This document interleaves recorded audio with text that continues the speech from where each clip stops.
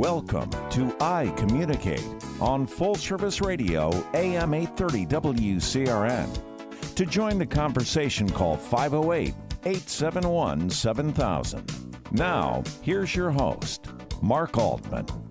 Happy Thursday afternoon, everybody. Welcome to iCommunicate. I am your host, Mark Altman, founder and president of Mindset Go. Glad and happy to have you back, especially in light of the Celtics' two-game winning streak on the road. We're happy the Celtics are finally headed in the right direction as they were casting a bad light on Boston sports teams, which we don't tolerate at all. So anyway, good to have you back. I have three fantastic guests today. The brightest and smartest and most talented athletes from Westboro High School representing the basketball team. We have twins, Matt and Mike Doherty, and Quinn, Donovan. And guys, so happy to have you here. Glad to be here. And so I can't go into the show anymore without extending a very happy birthday to the boys, twins today. Like, they didn't think I knew that, but I did know that. So for those of you, we're not going to sing it in the studio, but I want you all to be singing to them in your cars or in your offices or in your classrooms. And please go ahead and do that. So happy birthday, boys. Thank you. So guys, I want to start out with today, I want to talk about, this show is about building your confidence, finding your voice, self-advocacy, and a lot of what we like to talk about on the show is resiliency. And what you guys have accomplished so far, not only this year and where you're at right now, but over the course of your careers at Westboro High School is really amazing. How you've grown and how you've developed all the way through.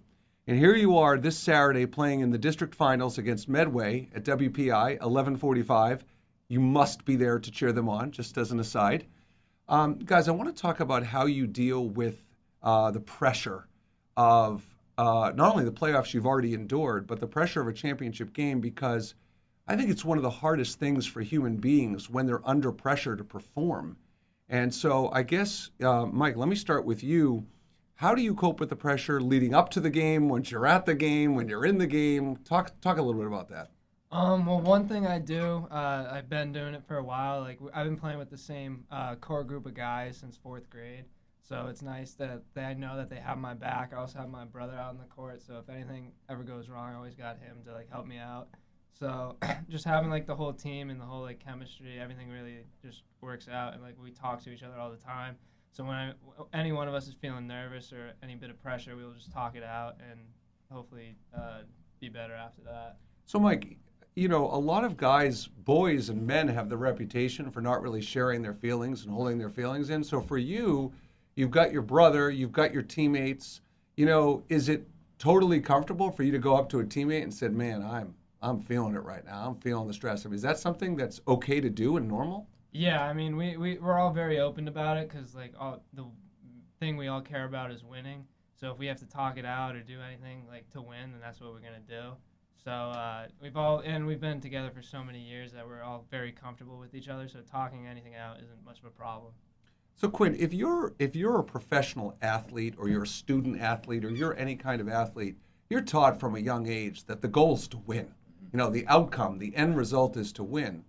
So when you compete and you look at this Saturday, if you don't win, your takeaway from this season will be what?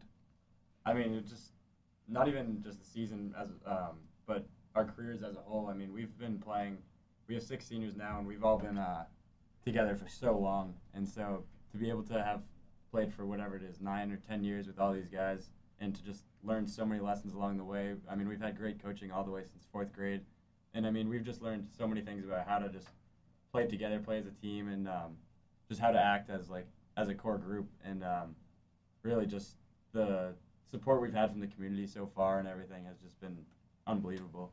And so that's part of what we would take away is just that special feeling that we got so many people to rally around together, and to do that is pretty special. And Quinn, do you ever find that you have to calm your inner voice if it starts talking to you and start taking you down a bad path of pressure or stress or expectations? Do you ever find you have to do that? A little bit, but I try to just keep a level head all the time, and I've always just been taught kind of be even keeled, don't get too high, don't get too low, and just trying to do that and staying the same pathway the whole time is just kind of what helps me in that sense.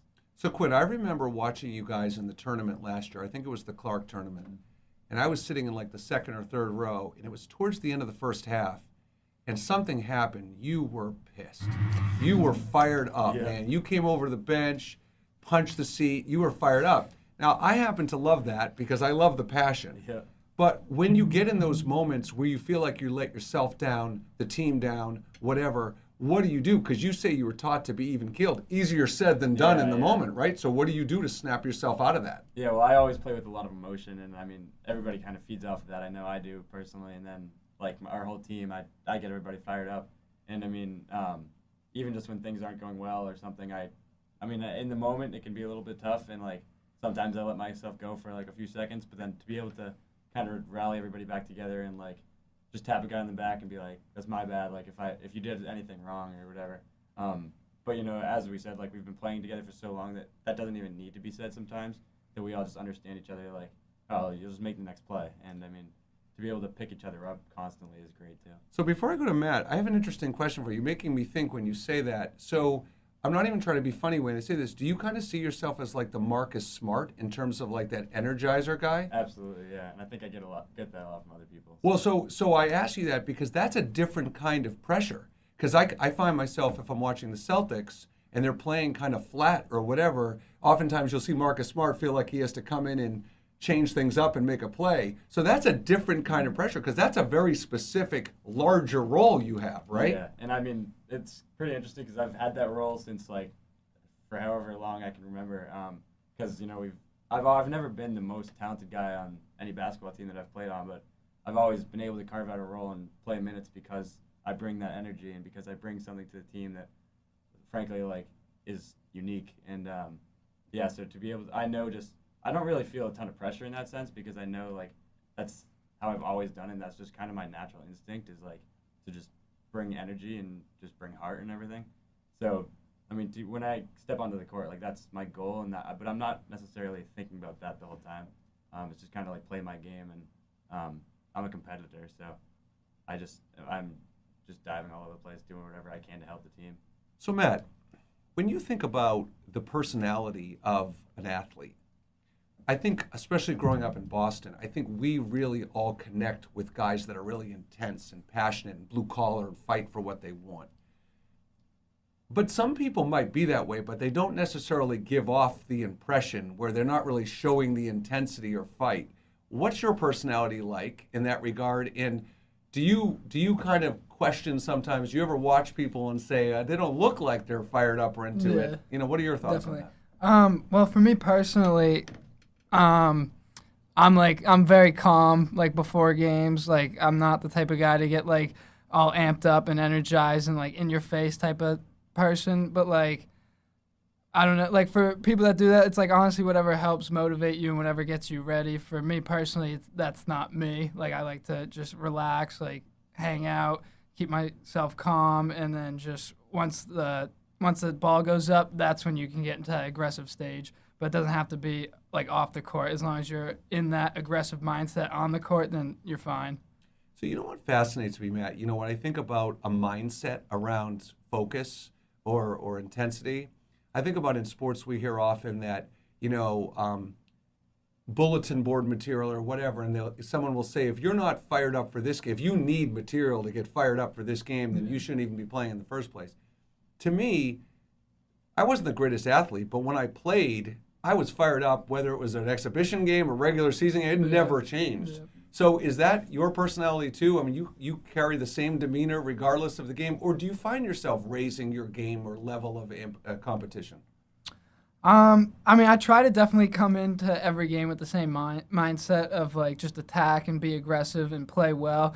But there's definitely like when you start playing and winning playoff games and you start advancing, there's just no other feeling that you get than playing in a championship game. Like it's just a completely different feeling that you get on the court. Off the court, I like to keep it the same, just the same routine that I always do. But on the court, it's just such an exciting energy and aura that's around everybody. You just feed off of that, and you almost play like just way better or with way more energy than you normally do, just because you're feeding off of all the energy in the building. When you guys, this is for all of you and any of you guys, when you think about losing in sports, question is, I've always said I'd rather lose by 20 than 1. because I feel like if I lost by 1, I feel like I should have had it, and if I lost by 20, I was never in it in the first place. But the more I say that to people, the more I find I'm in the minority, and that most people would say they'd rather lose by 1. So what are your thoughts? What's the mindset around that for you guys? Well, I mean, ideally we'd like to win every game. I mean, so that's where we're at. But I would say I'd rather lose by 1, just because, I mean, as a fan, as a basketball fan, not only as an athlete, like I just love like a close game and everything, and I just feed off of all the the excitement and everything from the crowd, and I love playing in close games. And obviously we've done that a little more than we would like to, but I mean we have 20 wins. I'd say probably like 10 of those have come on like games where we won by 5 or less. Yeah. And so obviously I hate losing, but I would rather lose by 1 than lose by 20, just because of the excitement around the game. Guys, we will continue talking about this when we return from break. I am with Quinn, Donovan, and the birthday boys, Matt and Mike Doherty. We will be back right after the break.